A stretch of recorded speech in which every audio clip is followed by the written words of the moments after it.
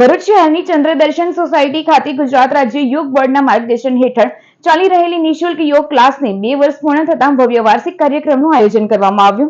આ કાર્યક્રમનું આયોજન યોગ પ્રશિક્ષક અંજલિબેન ડોગરા દ્વારા કરવામાં આવ્યું હતું. કાર્યક્રમમાં મુખ્ય અતિથિ તરીકે ભરૂચ ભાજપ પ્રમુખ પ્રકાશ મોદી હાજર રહ્યા હતા.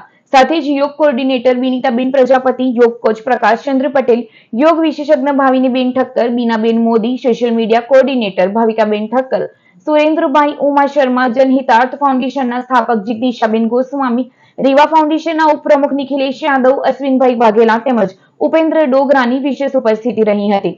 કાર્યક્રમ દરમિયાન ચંદ્રદર્શન સોસાયટીના સાધકોએ સુંદર યોગ નૃત્ય કરી સૌને મંત્રમુગ્ધ કરી દીધા હતા.